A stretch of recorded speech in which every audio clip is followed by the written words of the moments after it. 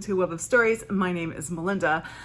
This is take 3 on this video, so crossing my fingers, hopefully it works. Before I get into the meat of what I want to talk about, a couple housekeeping things. First of all, I look a hot mess. I know it. I debated whether or not to record a video today, and ultimately I'm recording this on Sunday the 20th, and ultimately I decided to record it because I had makeup on. And if I recorded it today, that meant I didn't have to put makeup on tomorrow. You know, just maximizing the makeup usage. Second of all, my husband's in the other room. He's watching the movie of the Lincoln Lawyer. If you hear weird sounds, that's what that is. Okay, got that out of the way. Finally, to what we are talking about today. I want to tell you about 8 books that are coming out this fall that I have pre-ordered. So, I don't pre-order a lot of books anymore. And when I do pre-order a book, it's a book that I am fairly confident is going to end up on my keeper shelf, for the most part. I actually, in this batch, have a bit of an exception, which I will explain. But these are books that generally they're from authors that I have read before, that I have great success with. I do keep a track of like upcoming releases by like debut authors or authors I don't know, but I don't usually pre-order those books. These are ones that I am pretty sure I'm gonna love. I don't do like, well, you say 5-star predictions. For me, it would be A+ predictions. I don't do A+ predictions generally because I think that kind of jinxes me. This is kind of the closest to it. Like, I expect these books to be really big hits. So I have 8 coming out in September and October. So let me go through them. I'm going to go through them by date. And I'll talk a little bit about them as I go. So our first Tuesday, because Tuesday's new release day, our first Tuesday is September 5th. That is also the day my kids go back to school. Doubly good day. And to make that a triply good day, I will say I have 3 very favorite living authors. One of them has a book coming out that day. I am a stan for William Kent Krueger. I have read his entire Kirk O'Connor series. I have read his standalones. I have listened to his audio-only novella. The only book of his I haven't read is kind of a weird one. It's like a thriller that he did several years ago that I think maybe he was thinking of starting a second series. That never came to be, but the character then shows up in the Kirk O'Connor series. I do have the book. It's The Devil's something. I'll put the title here. Anyway, I do have the book on my e-reader, so I will get to it eventually. But his 3rd standalone novel is coming out on September 5th, and that is called The River We Remember. A few months ago, I was able to participate in I guess it's like a online discussion. I was not discussing, it was an interview that you could watch. They did it through the library system with William Kent Krueger, and he was asked, does he prefer writing his mystery thrillers, the Kirk O'Connor series, or does he prefer his standalones? And he says the Kirk O'Connor series is his job, but his standalones are his career. So I'm really looking forward to this one. I haven't even gone so far to see what it's about. New book coming out, boom, order from William Kent Krueger. So the next one is one, actually, if I had known it was going to be a book of the month option, I probably would have waited, but I had already pre-ordered it, so it's fine. And that is Happiness Falls by Angie Kim. Angie Kim, if you don't know, wrote Miracle Creek, which was very popular a few years ago, and I really enjoyed that book. Now, what kind of convinced me to go ahead and pre-order this one is I was listening to some podcast, I can't remember which one, but Liberty Hardy was on it, and if you know who Liberty Hardy is, she reads hundreds of books a year, and she's with Book Riot, but she said that Happiness Falls she thought was even better than Miracle Creek, and I really, really enjoyed Miracle Creek. So Miracle Creek, I just turned Eastern there, that was weird. So Happiness Falls, I went ahead and bit the bullet on that one. Now the 3rd book is one of my exception ones, and I will tell you a little bit about it. A while ago, I don't know, maybe a couple weeks ago, Sarah at Eyes on Indie put out a video about why you should pre-order books from small presses, and she said why you should do it. She gave some resources for finding what's coming up, which I took time to go through, and I do want to support small presses.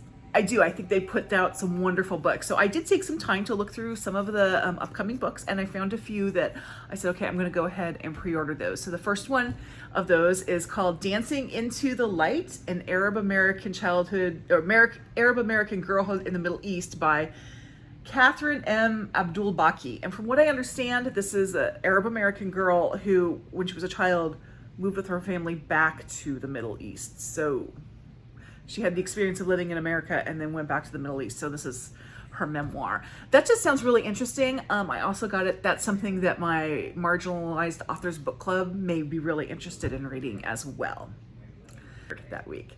But then on the 19th, I have two. Very interesting. September 5th is my father's birthday, and September 19th would have been my parents' anniversary. So, hey, big dates. I have two. And one is, this is the only book that I have actually pre-ordered a digital copy of. And that is The Last Devil to Die, which is the fourth Thursday Night Murder Club book.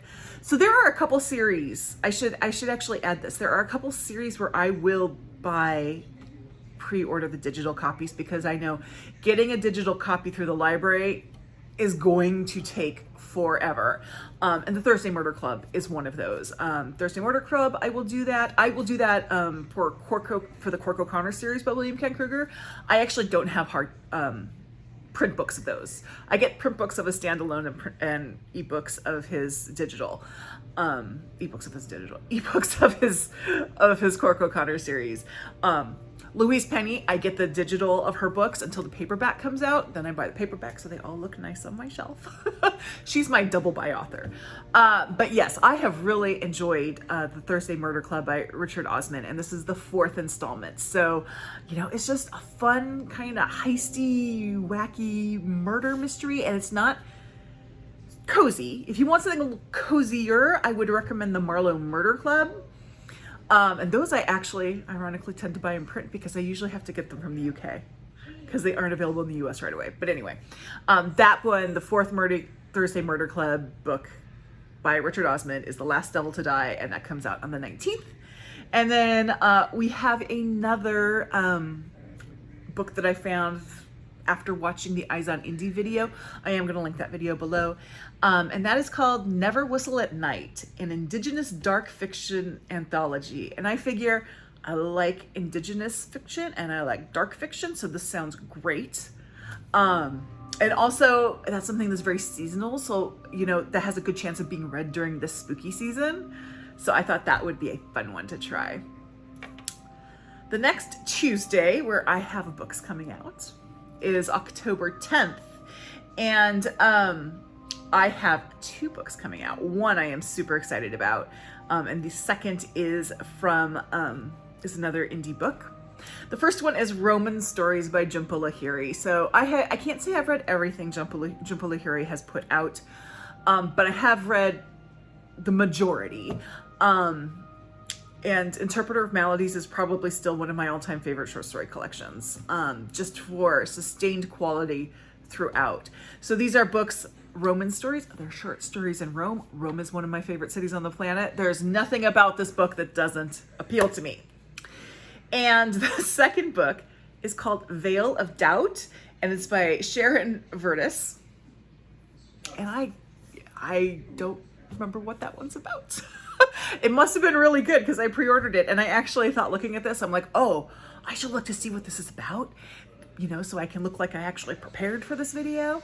But then I decided not to do that because I want to be surprised. I will probably get this book and not even read the synopsis. I will just start reading. It's really rare that I have that opportunity to do that, to just go in completely blind to a book. So I'm going to take that with this one. All I will say, as I know that when I first read the synopsis, when I was going through book possibilities, this one was this sounded really interesting at the time, and we'll see what it's like. And then my final book is, we're getting a little seasonal with this. It comes out on October 24th, and it is actually a novella. It's called The Christmas Appeal by Janice Hallett. It is the characters, I'm assuming most of them, the characters from her first book, The Appeal, are coming back for a Christmas story. that all sounds just what I want for Christmas. I don't, I find that like a lot of holiday themed, a lot of Christmas themed, I should say, because Halloween themed books are different. I'm all for those. But a lot of like the Christmas themed books tend to be like cozy mysteries or romances, which is fine if that's what you're into, but that's not what I'm into. So this sounds like something that I would be into, and it's seasonal. So I'm really looking forward to that. So that's what I have coming up this fall. I do have one pre-order coming out in January. If by chance I tend to accumulate some more before then, I will do another video.